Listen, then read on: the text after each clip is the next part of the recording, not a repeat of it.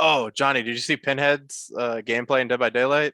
At least when I looked it up right now. Yeah, Josh showed me a bit yesterday. Dude, Fuck that guy. the box, you opened it, and I came. That's what Josh was saying. Dude, the fucking meme game on this is so ridiculous that my mental health casual recommendations is all just fucking Pinhead memes. Just all of them saying, and I came. Welcome back to Anime Casuals. I'm Lucky. Here I go! This hand of mine is burning red! And I'm Michael. Realize the only ones who should kill are those who are prepared to be killed. Johnny. Your darkness swallowed up my son? Who decided that? Erupting! Burning! Now all of you. Die.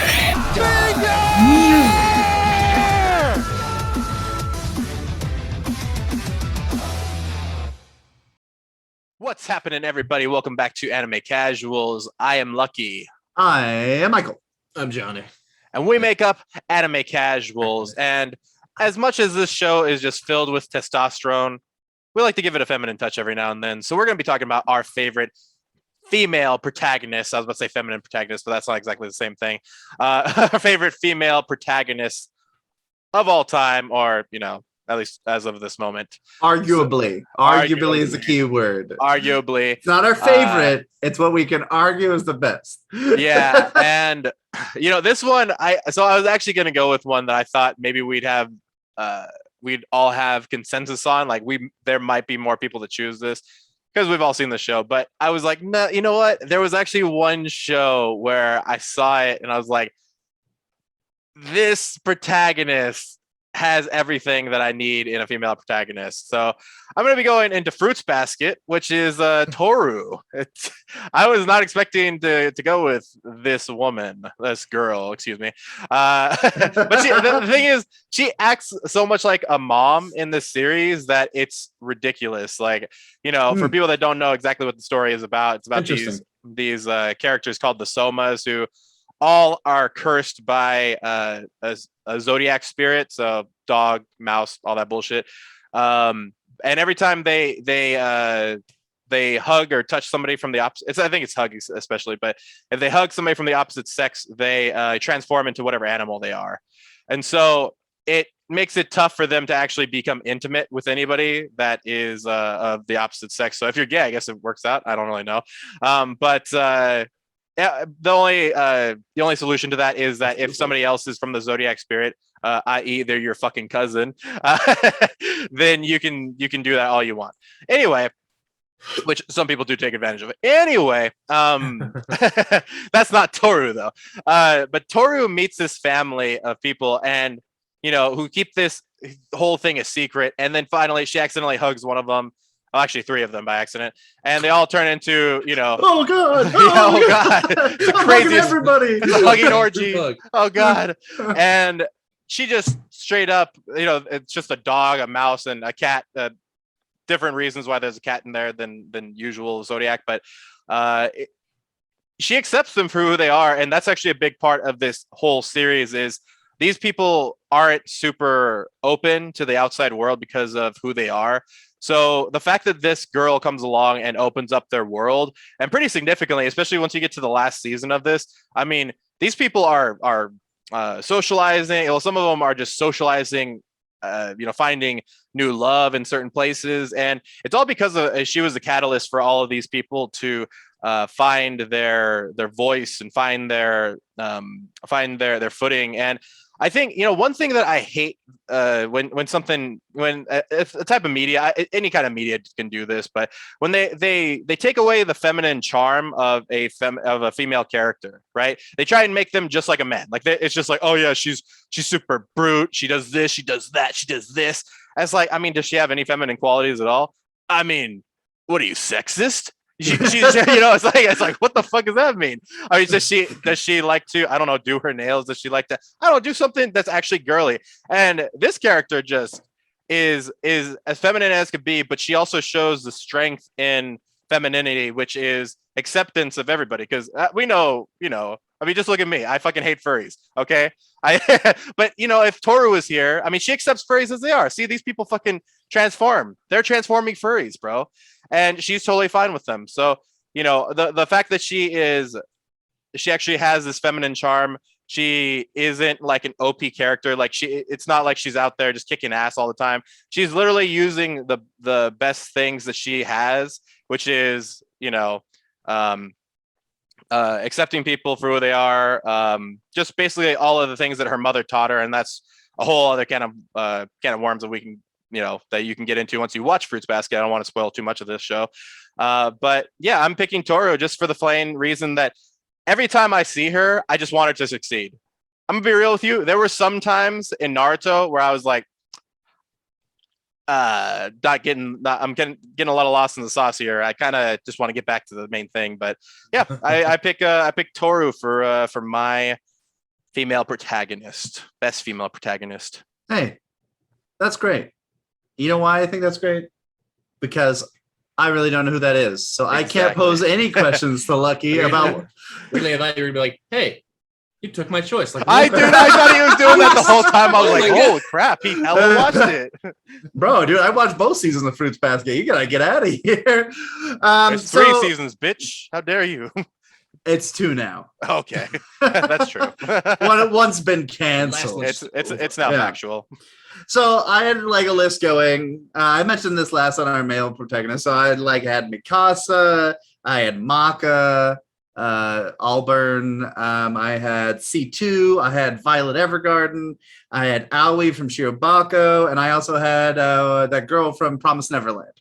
There's like a bunch of like premium character, as they say in Japan, premium characters that you could pick from, all with their own. Like I was really almost dragged to pick Violet because of just the sheer amount of emotions, but she's a robot. She's lacking a lot of qualities that I appreciate about like a premium female character. She's a close one for me too. Yeah, I almost went Maka because Maka has a lot of those badass qualities that I love while still maintaining some femininity, but she really loses a lot of it because like they don't care about gender at all in Soul Eater, except for the 2 pistols. Anyways, and they're smoking. Puns aside, I inevitably started to go with actually one more thing for my pick. All of the people I listed are main characters in their own anime, and I felt that was important when picking a female protagonist because I'm like, I can't just pick a side character, but this is more for my argument. I want them to be the star, so that's what like provokes me to pick them. I think I could guess Johnny's because there's a character I didn't mention, but mine is Lilen from a Gun Gale Alternative. Or her actual name is Kohirui Maki Karen. Also, fun little fact, that translation for that is huge bitch in English. So really? Yeah, I was kidding. Dude, I was like, what? It doesn't say that here, my guy. Okay. that would be fucking hilarious. So anyway, keep going. So I picked her as normal because I like to follow this like 4-point system. She doesn't really have a dark side. She gets like a dark story from like as she starts walking through the world of GGO, but she is so relatable as a character. She has those feminine qualities that Lucky pointed out, like she dresses all like stereotypically. She dresses up all in pink. She wants to find a cute small character. She knows how to accessorize, but it is also a fucking badass. Like she knows how to kick ass. She knows how to chew bubble gum, and she's never out of anything. She can do it all. And that's what I really like about her character is like right when you're introduced to her in the first episode, she's just in battle and killing. And then you slowly get introduced to her. And like you guys might have a little take from her being good. Like she's a tall lady. And I think she's like just 6 feet or around there. At least tall for a lady in Japan. Pretty tall for a lady anywhere, actually. Yeah, she might be like 5'10", and I wasn't sure. Like when I looked up her size, it seemed like just on the edge of being averagely big. And so she's gone like her whole life just like people staring at her because she's awkwardly tall, and she's just like trying to navigate life, wanting to be a cute individual, but thinking that she's like this big hulking figure and going, nobody likes me. And her friend goes, hey, why don't you try some, VR games? You could be whoever you want to be. And she tries a bunch of them, and she's always a big, ugly character, and she hates it. She's like taller than everybody. She's big in some way. Because it generates your character randomly. Yeah, it generates her character randomly. So and weirdly, she never got a cute character. And then when you generate it, you get that character forever. You can't go back and make a new one. So she finally jumps into GGO, and she becomes like this tiny little girl who's like very kawaii. And she's like, oh, perfect. I don't care what this game is. I'll learn it. And then proceeds to know that she loves to kill people in this game. She gets the nickname Pink Devil and just raids the desert, just sitting in this pink sand, killing people over and over again as they come up. And then she starts doing PvP and getting really good. I like her goal throughout the whole thing, because that's another one of my points. You got to have an understandable goal with these characters, and her goal is set forth that she and Pitui, I think that's what her name is, like Pitouhi or something. Sorry if I butchered that name. Her goal is to be like, hey, if I beat you, we will meet in real life. And as you go through GGO, and spoilers because it's been out forever. As she goes through Pitui, she's slowly like, no, I wanted to kill myself at some point. And she's going through like a huge mental health crisis because she never got to be part of SAO, the original run. And her business goal was like, you can't die until we see each other in real life. And like, there's a huge, like, my heart broke at the end when she finds out who she really is. And I was like, and I had to wipe away all my tears. But her whole like story she goes through makes her such a strong character, with having feminine qualities, with having these badass characteristics, which being a very relatable character and being understanding her story all the way through. I wish they had more seasons to explore her more, but what I got was just a stellar AAA character. Dude, can you imagine if that girl would have been part of the first SAO? She would have been even more traumatized. She would have already killed herself, dude. I was like, you didn't fucking miss much, bitch. But yeah. What's yours, man? I think I know what yours is. Which one yours is? Mine is All Might. Gender bent All Might. Oh my god. Nana Shimura? No. Actually, I'm curious. What can I hear you guys' guesses for what you think mine is first? Don't know her name. Kill Girl. Well, that's what was my guess too. Ryoku Matui. Let me tell you something. I was real close. That was my first idea actually on my list. And I also thinking maybe Maka, but it's not her. Did you say Maka from? So you do, yeah. Oh, okay. Well, so my choice, because I went back and forth on a couple different ones. I ended up.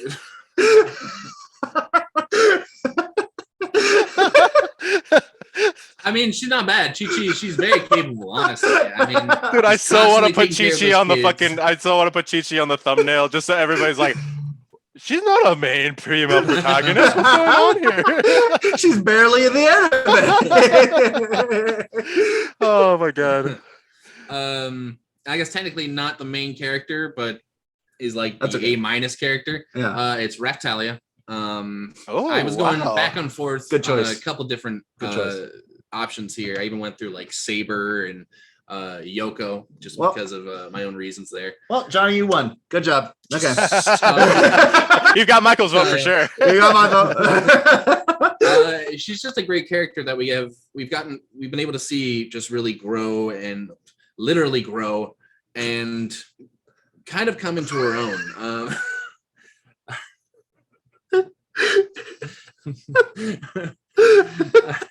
Hey, I didn't make the anime. That was their choice. But she started off in that Slaver's Emporium. I don't know. I guess I'll call it. And she was nearly broken. I mean, it would have been a miracle if she had survived. Realistically. So we got to see her kind of recover from that and really grow as a character because she had a lot of different issues within herself, kind of keeping her from progressing with Naofumi. And it's just been really cool to see, and how she's become fiercely loyal, maybe to a fault. I don't know. I mean, she probably didn't have to do the slave crest again. I personally am like, hey, no, you just hang out nearby. That's You fine. wanted to see the slave crest get put back on. I mean, I'm not arguing with the placement. I'm just the necessity. I'm like, that's fine. Don't worry about it. And just shake hands. Thanks. And she's able to be both kind and also extremely fierce. You know, the way she really tries to help people and make sure they're safe, but then also being able to go back and fight some drunk asshole for, you know, bad talking someone that she cares about. Dude, she's a badass every time that happens. So I just think she has a lot of good qualities in a character. There's been a lot of growth, and I am excited to see where it goes further with the anime. You know, to see where how she grows. Dude, you know, I think I keep saying she becomes an old lady. I don't mean I leveled up too about much. that. I'm sorry. I leveled up too much. I'm never 100. I want to see like an old squirrel, raccoon. Oh my god. So I guess at this point, since you guys don't really know mine too well, and I don't think Yeah, that's cheating. I don't know Michael super well, although I have known a little bit of it. She has fruits in a basket. You got it. I mean, that's the biggest flaw of this series, and the biggest. You know what? Her basket's always empty. It's called fruits baskets, and there's no fruit in her basket. What's going It's on? only kiwis. But so why don't we go into our own, maybe like some of the weaknesses that we see in our characters. For me, Toru is kind to a fault. So she's willing to like lift up anyone, but the problem is throughout the series she does get hurt like a bit for doing so. You know, when she's trying to help Kyo, who is the cat of the Soma family. One of his main things, which is a little bit of spoiler for the end of season 1, he turns into like a monster demon. That's one of his curses. The reason why there's a cat in this series is because supposedly the mouse lied to the cat about there being a banquet. So the cat never made it to the banquet where the 12 zodiacs made it. So that's why the cat is so angry, and that's why the cat and Kyo and Yuki are always fighting all the time. The rat and the mouse always fighting all the time. And one of the ways that he is cursed is he has like a regular cat form, like a cute little kitty cat, and he has like a cursed cat form that looks fucking disgusting. And it's apparently so rancid that like makes people want to throw up when they're around him. And you know, she does help him, but she does get pretty injured in the process. So you could argue that she's very helpful, but she is helpful to a fault. And the other part of her that I guess could get a little misconstrued, and this does get me a little annoyed sometimes, is when anime characters are too fucking polite. You know, where they're just like, "Oh no, I should be apologizing to you. No, I should be apologizing to you." It's like, go. Somebody fucking go, dude. I'm getting tired of this, bro. Quit fucking bowing and get to the fucking plot. Oh my god! But besides that, I mean, I think those are the real real big parts of this of Toru's character that can go against her is just the fact that she's way too nice. I think that also is why she works so well with the other characters, though, is they're not all nice, they're not all as naive, so it works really well. But if you're looking at her as an individual character, you could probably say that she's pretty naive when it comes to a lot of those things, yet also being hard-headed to the point where it gets to her detriment. But yeah, what about you, Michael? Maybe Johnny could help me with this because you've seen it too. Is it's harder for me to think of negatives for Lilen. I know like her biggest one is she constantly tries to do things on her own. Like she throughout the series, she does bring in friends and other people to help her. But there's an issue where she's like, at a certain point, she'll just do it all on her own. Kind of like most main character protagonists. Too much. Yeah, they'll be like, I'm gonna do everything now. Yeah. And beyond that is, I don't know. It's rough because there's like just one season of her, so to explore any other negative effect is kind of hard. Is she befriends people pretty quickly based on her skill. She is kind of a great balance with the other characters, and because she's really hot-headed at times, which is what's great, is like normally her personality in real life is very calm and serene, and then when she jumps into the game, she's a lot more aggressive at people. So I guess her biggest drawbacks is just having the same personality when she exits the game than when she's in the game. And it's hard to see that opposing personality, because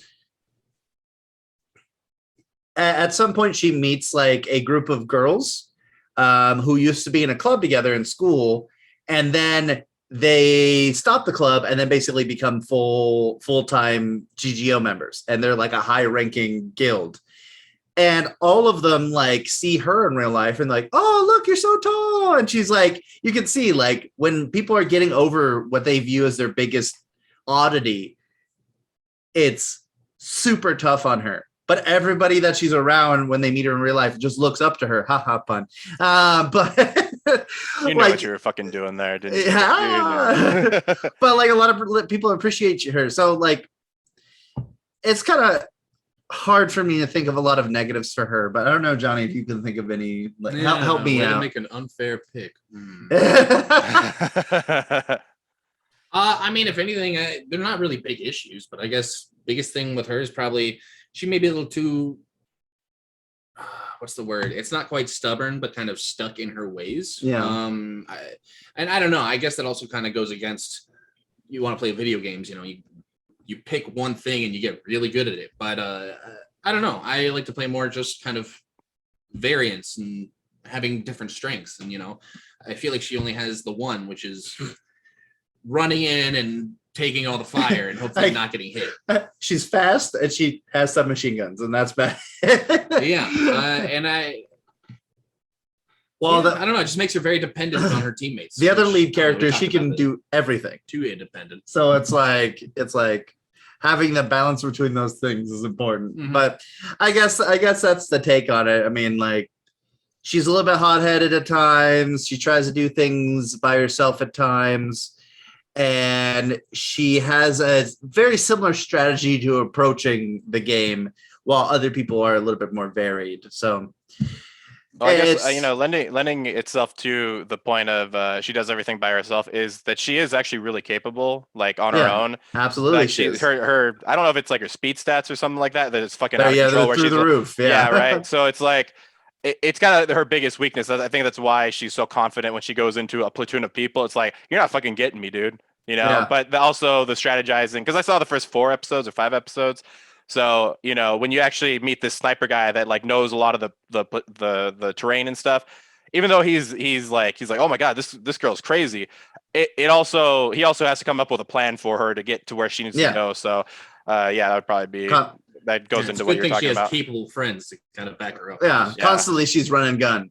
And it's like, you could be thinking about things a little bit more. I mean, absolutely, she does some insane things like strategy wise, but most of her thing is, I'm gonna outrace you, outspeed you, and I'm gonna shoot you up when you're not like aiming at me. So if that balanced out a little bit more, she'd be like a lot more of a solid character. But I think that's also the draw of her, is like, she's a little bit wild, a little bit crazy, and it completely is opposite of what she is outside of the game. Johnny, you get to bashing right now. There's nothing wrong with Reptile.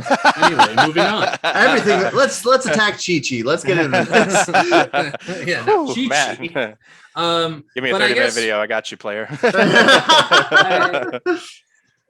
I guess the biggest, her biggest flaw is probably, like I said, I feel like she may be a little loyal to a fault, and I don't know if that's going to hinder her in some way later on. I mean, not that it has to, but I don't know. I guess I would just be kind of worried about it. Yeah, I don't know. I guess I would worry about her taking too much responsibility too as the main attacker. I mean, I know they have Philo, yeah, I guess Philo kind of bounces out as a second attacker, but I don't know. I just, don't know if she's just taking on too much. Same thing would probably go to Nafumi, but we're talking about Raphtalia. Yeah, just a little bit, Johnny. A little bit. As he's the only capable one in almost the entire anime besides his crew. Yeah, it's like Raphtalia, Nafumi, so it's fine. Well, you know what's so crazy about Raphtalia is it seems like she's better at swordplay than the actual sword hero himself. Like it's like, I mean, I could argue that point all day, and it's like how the fuck did you? Because the thing is, there's nobody better at defense than Nafumi, right? Like at least as of right now, right? Like obviously there's people that can crack his defense sometimes, do this kind of shit, but I mean, it's like everybody knows how to fucking shoot arrows, throw or do spear shit and do sword shit. But yeah, actually, why the fuck did I go off on a tangent attacking the sword here? One other thing I wanted to bring up about sorry. Yeah, dude. You know what's wrong now? Fumi sucks. Let's get into him. But the other thing about Raphtalia is kind of what you were talking about, Johnny, is that she is very loyal to Nafumi to the point where I'm wondering if he ever does do something that he doesn't exactly he goes into something that he doesn't exactly know what's going on and he just decides to go head first. Not that he has done that. If anything, Nafumi is pretty calculated in a lot of the things that he does. But if he ever does do that, would she question him and be like, I think we should do something else? Or she's just like, point to where you want me to stab. I got you, player, and just go fucking in there, Yeah, definitely see that. Yeah. I mean, also, at times, she's just like he is, she's also a little untrusting of the world, which she has every right to be. And but I mean, like, she shares in a lot of Naofumi's qualities in that manner. Like, she's always willing to get Naofumi out of the hole, but she's always also the first one to be like, hey, stay away from Naofumi, you get out of here. Like, she's very distrusting of a lot of the other people. And that's just, a personality quirk of hers that, by no means is that wrong. It's just another thing that might be against her, is that it's a little harder for somebody to be like, oh, well, you put her in a room, she's probably gonna be like, if Naofumi's here, I'm not talking to you. She may have adapted too many Naofumi qualities. Yeah. Of kind of hate and spitefulness. And she's I can see that. Can be really hot-headed as well. I mean, like, from the fights at the end, like before they got on the boat, when I think it was post-boat, when they were like in the celebration party, like she was like, yo, you guys stop making fun of Naofumi and stop calling him that. I'm gonna beat the crap out of you. And she proceeded to beat the crap out of that guy. Oh yeah, she did. Yeah. No, I mean, yeah, Raphtalia is a pretty good choice. I didn't really think about her. What are some of the other? I mean, you had mentioned some of yours, Michael, that you kind of went off on. Because the other ones I was thinking about were Mori Mori from Recovery of an Animal Junkie. Yeah, absolutely. And then Katarina Kleiss from dude, I was really close to choosing Katarina Kleiss. I was so fucking close to choosing her from My Next Life as a Villainess, but I couldn't put her above Toru just because just because of the seasons and everything. But I think by the end of the series I might change my tune because like it's so good. It's so fun. It'd be too easy to rip into her though. Oh yeah, absolutely. Be like, hey, part of being a functional protagonist is, I mean, obviously not all of them, but is kind of understanding the relationships you share with other people. And she does not at all. Oh my god. Yeah. Johnny, do you have other picks that you were thinking about? Yeah, my secondary choices were, Yoko, which in a real quick kind of thing, she's a character who from Gurren Lagann, right? Yeah, Gurren Lagann. She's been fiercely independent for who knows how long, and hasn't had to count on anybody. And then Kamina and Simone come in, and she actually does start to depend on them. And then, going further in the series, obviously Kamina dies, and Yoko has developed a big attachment to him, and loved him. And it kind of takes her out of her world in a way. Because she's been just killing beastmen and doing all this stuff for so long. She goes and decides to be a teacher, an educator, something completely the opposite of, taking lives, more kind of educating lives. And it was a pretty drastic change in growth for the character, I thought. And plus she was a hot teacher. That's She was a also hot very, teacher. very important. Johnny's hot for teacher. Yeah. By the way, don't yeah, fall it in was just love with kind of her. the It's same not. It's not a good career choice if you fall in love with her. So don't. Yeah, that's true. You'll she die. doesn't have a very great track record with it. Other choices were like Ryoku. I said Saber. So Yeah, kind of all Saber's a similar. pretty good one. Mordred. Actually, if I had done a little more research and thought of it, I would have done Nero Claudius probably, because I feel like her backstory is kind of From where? better from Fate. Grand Order? Encore. Oh, Encore. Lost on. I don't know, something like that. Not the Babylonian one? No, not that one. Okay. I don't remember it now. It was kind of a weirder series, but yeah, it was one of the Fates where they have to go through different battles and different levels with each servant. Like was, sorry. I know what you're talking about. Yeah, it's That's the internet. The Netflix internet one. Yeah. Yeah. It's the one with the it Imperial might have just been sovereignty. on Netflix. Yeah. Yeah. The pirate ship person. Yeah. Well, okay, that was the first episode, but A little more, the less known Saber. Yeah. Wow, I forgot about that. Wow, I forgot about that series, dude. Yeah. It just Dude, disappeared. I did a whole fucking podcast about Fate. I covered the worst Fate ever. I covered like everything else. And you did talk about that one. Completely skipped it. Uh, Wow. Oh my god, I can't believe Take that that was a good- video down right now. That was yeah, dude. Shit. I mean, I can't have this, man. That's disinformation that I put out there. Johnny went into a little bit like a more adult person, like Yoko, when she becomes Mhm. adult and becomes a teacher. And that's why I was going to pick Aoi from Shirobako, who is like the main character of that one, because she presents herself as an actual role model, a real person can follow, and not like just a regular anime character where you're like, that person's made up and has special powers. Like Aoi is like, you're a functional adult. That people should around a lot of dysfunctional adults. Yes, and you're like a lead lady in a kind of a group of other men and women who is like leading the charge to make sure that all of this make sure the anime happens. Like she's a lead figure in making sure that everything comes to fruition and make sure that everything's done.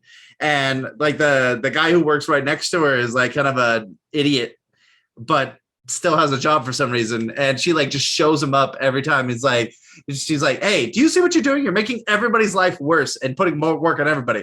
This is how you do it. Let me show you. And she like always is making people's lives easier by giving compensations and like making sure work is done and making sure she can push people. And she's a great manager. And I'm like, that's definitely a real world skill to look at and pick that up. Yeah. And she's got like real emotions. So I was pretty close. Important. Those real emotions though. Yeah, you could see them, you could buy them.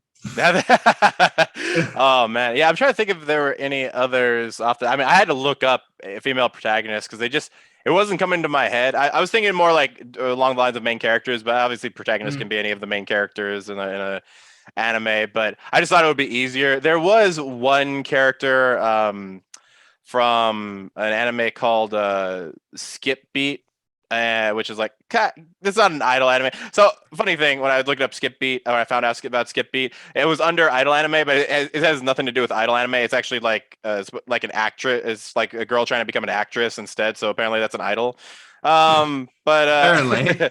yeah, her name's Kyoko, and dude, this girl goes from getting dumped from one of the top 10 idols, who this guy just fucking uses her and abuses her and just fucking leaves her. And then she gets so mad that she's like, I'm going to be more famous than you. I'm going to make you my bitch.